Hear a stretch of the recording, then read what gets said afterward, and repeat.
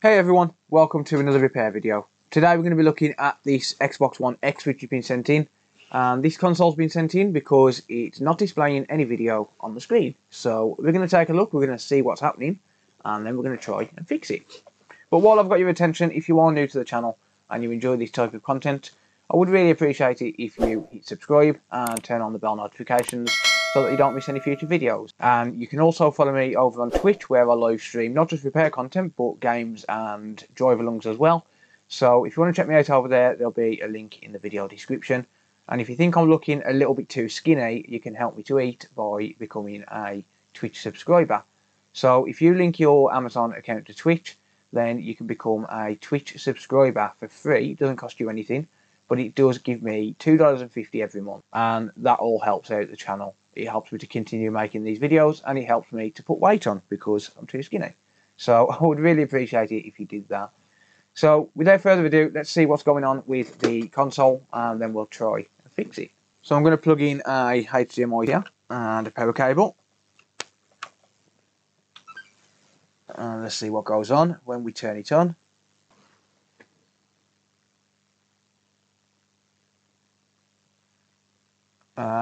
No signal. Okay, so obviously it's been sent in for no display, so no signal. Obviously I'm expecting that. So what I'm going to do is I'm going to wait for that timer to get down to 2 minutes, just to see basically if it shuts itself off after 30 to 60 seconds, because there's a few different reasons why it wouldn't display on the screen. The first of which is going to be the hard drive, and if it shuts off after 30 to 60 seconds, then it's going to be the hard drive which is causing no display. If it doesn't shut down, which it doesn't look like it's going to, then it's going to be the retimer or the Esd Protection IC, one of the two. If it's the latter, then it's bad news because you can't actually buy them. So we can't actually buy the Esd IC for the Xbox One X. You can buy it for the One S, but you can't find the One X ones, or at least I can't. And no one in my community seems to be able to either, which kind of sucks, but it is what it is. You can bypass it, but it reduces the image quality. It prevents you from using 4K, which is kind of the point of having a One X over a One S. So basically it's been on for around about a minute and a half now, and it's not displaying on the screen. So we're going to take it apart, see what's going on, and hopefully we'll fix it. I'll just shut it down. And I'm going to wait for the console to shut down before I unplug anything. There we go. So there is a reason I wait for it to shut down completely before I touch the cables. And the reason for that is because if it's not the encoder and it's not the Esd IC, then unplugging the cable while it's turned on can cause damage. So what we're going to do, we're going to take it apart. I'll check the hard drive on the computer because it doesn't always shut down with a bad hard drive. It just don't display sometimes. So I'll check the hard drive on the computer, and then if that's not the cause, then I'll take it from there. I'll do a few tests and see if I can figure out what's going on. So I'll fast forward through the disassembly process because it is a lengthy process.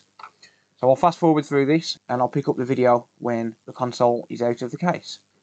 And we're done. Okay, so the first thing I want to do, like I said, is to double check the hard drive by hooking it up to the computer. And the reason for that is purely because the hard drive is a common cause of no display, and these consoles are getting fairly old now. The hard drives are pretty much ready to die. They've already made their last will and testament. So I'll just unscrew those two screws, remove the Xbox SATA cable, and I'm going to hook up my USB one, just a cheap one off eBay, nothing special. I'll just connect that up to there, and then I can test the hard drive. Okay, so you can see in the corner here that it is picking up some of the partitions. So let's load up Crystal Disk Info. We can see here that even though it's had a fair amount of use, the hard drive is reading as good. So I don't think it's going to be the hard drive. I could be wrong, it might be the hard drive, but it's doubtful. So with that done then, I can get rid of my SATA cable, plug this back in and just screw it back down. I don't think it's going to be the hard drive just because it's reading as good on the computer. Usually it would read as warning or bad, or it wouldn't read at all, or it would freeze while it's trying to load the partitions, and Crystal Disk Info wouldn't boot up.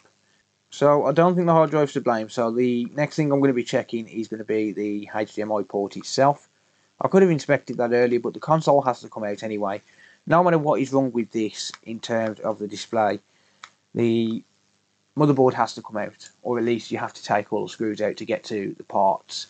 So if it's the hard drive, you still have to open it up. If it's the HDMI port, the board has to come out. If it's the chip, the board has to come out. So I need to pop the X clamp off.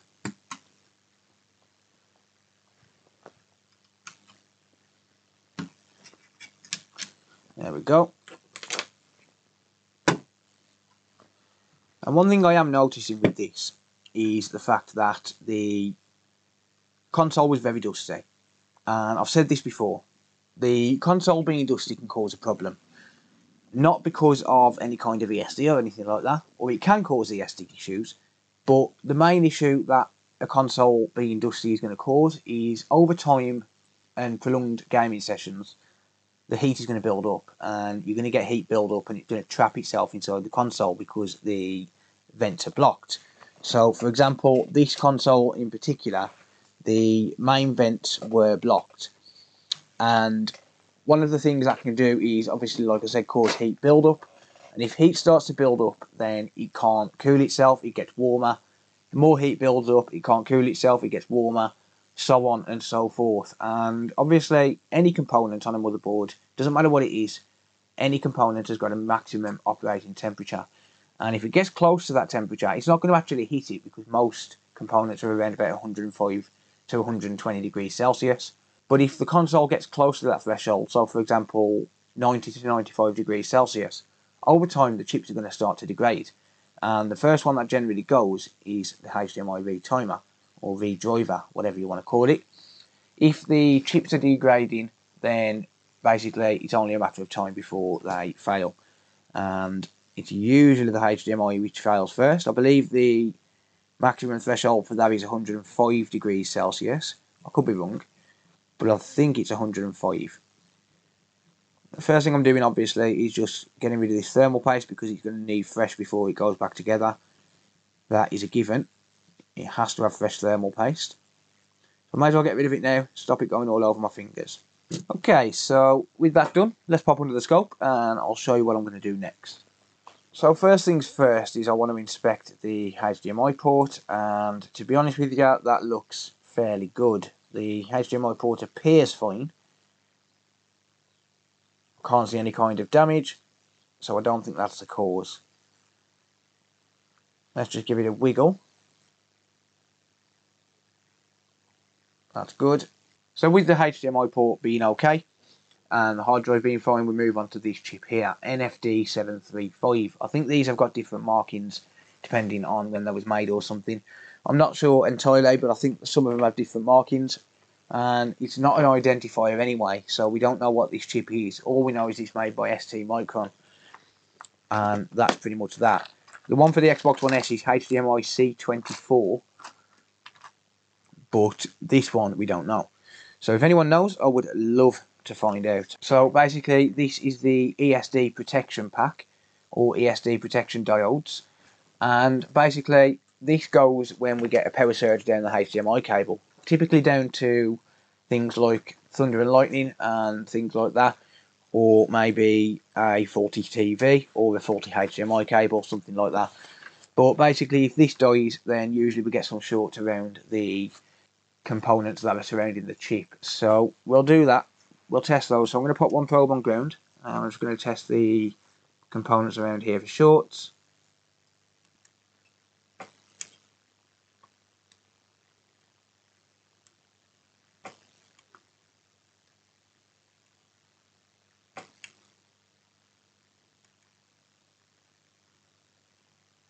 Okay, I'm not reading any shorts, which is good. So the chip should be fine. The ESD chip should be okay. So what I'll do then is I'll check in resistance mode at the HDMI encoder, which is TDP158. That's just here. And the one capacitor that I usually check is C50. We should be expecting between 2 and 10k resistance. So black probe on ground, red probe on the input side of the cap.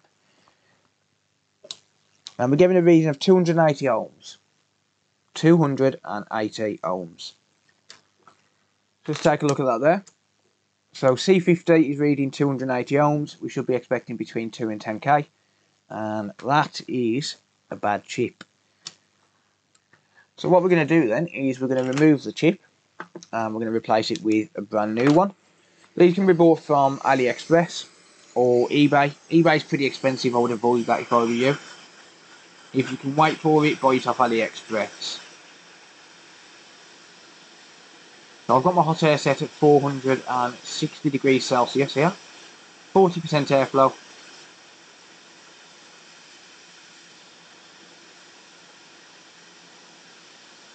And the reason that the temperature is a bit high is because I'm removing the chip and it's not going back on. So I don't really care if I damage the chip.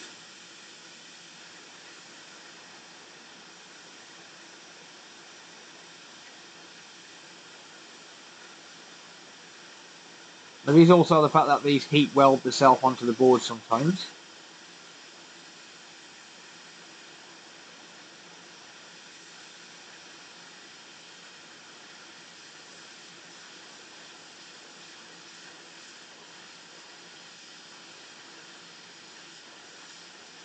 Okay, it's just about to come up.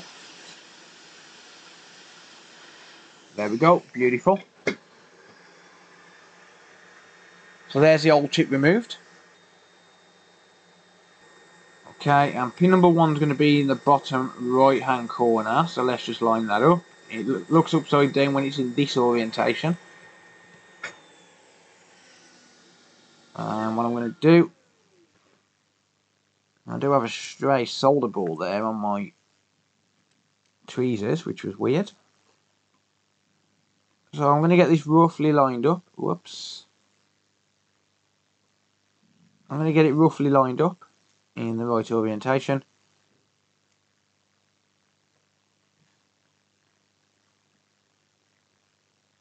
And then I'm going to solder the chip on partially, so I'm going to tack it down. I'm going to use a bit of warm air or hot air just to tack it into place.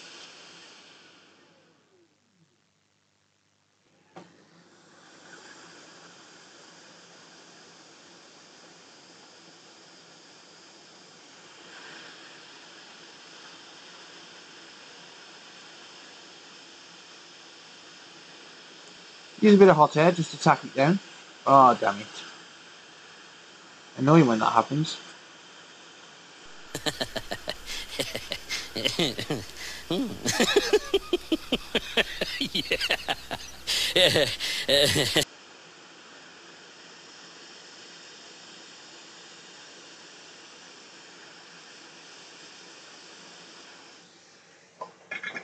Okay, so I'll just drop it down in place there. And then I'm going to add some flux. And I'm going to get the chip soldered.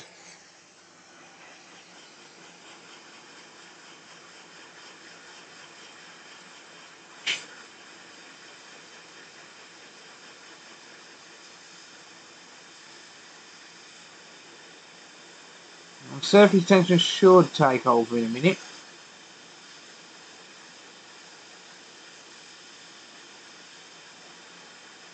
Come on. No.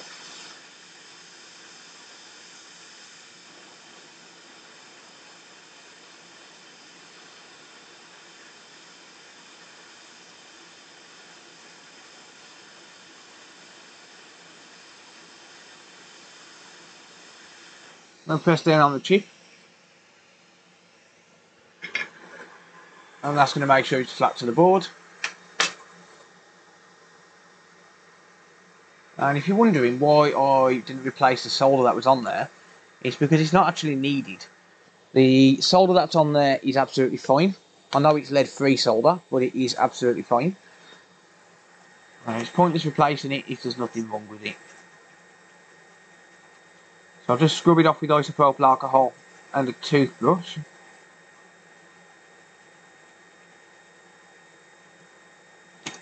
and then I can inspect the chip, just see if it's in line on all four sides.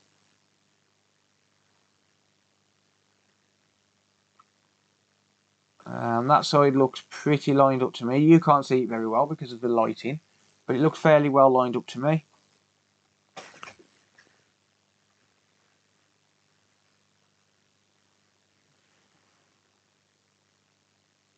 That side is perfect also.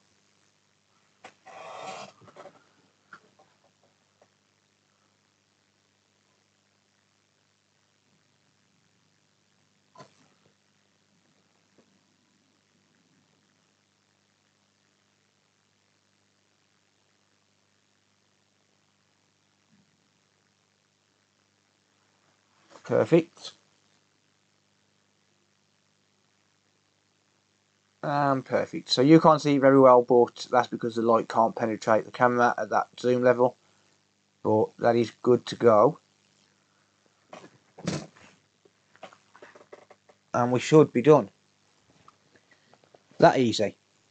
Yeah, it's easy when you're used to it. I'm not going to say it's easy because a lot of people are not used to it. It's only easy if you've practiced, to be honest. First time I ever soldered, struggled like hell. It's perfectly normal. Right, okay, so just got to add some fresh thermal paste now. Put it back together enough for test, and we should be good to go. So I'm going to make Tronic 6 proud here by adding the perfect amount of thermal paste. There we go, beautiful.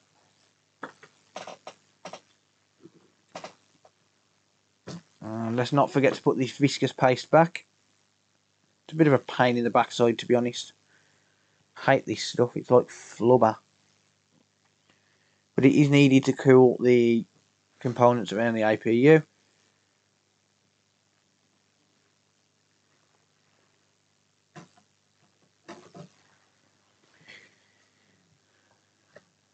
There we go. Alright, so X clamp back on.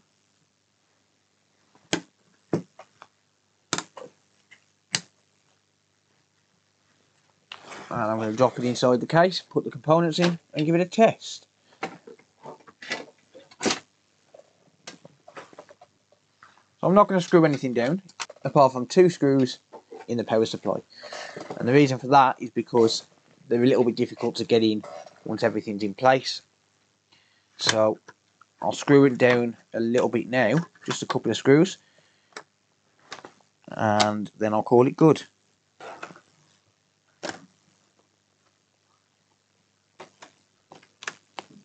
HDMI cable, power cable, and test. There we go. Turn the TV back on. Show me that Xbox logo.